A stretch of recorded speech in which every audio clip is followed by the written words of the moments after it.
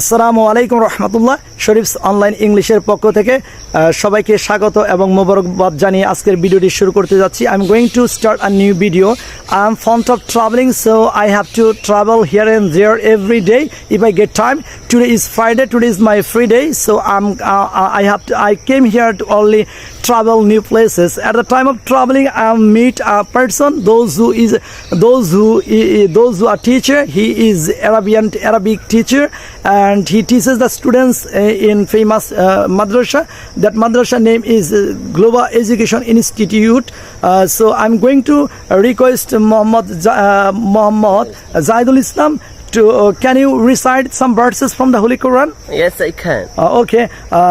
If you don't mind, please recite some verses from the Quran. Sure. أعوذ بالله من الشيطان الرجيم. بسم الله الرحمن الرحيم. ويصنع الفلك وكلما مر عليه ملأ من قومه سخروا منه قال إن تسخروا منا فإنا نسخر منكم كما تسخرون فسوف تعلمون من يأتيه عذاب يخزيه ويحل عليه عذاب مقيم.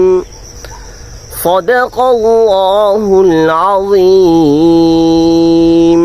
I'm very much happy to talk to you because you recite some verses from the Quran. This Quran is very powerful. This Quran is very neat. If you want to go to Jannah without knowing Quran, it is quite impossible to go to Jannah.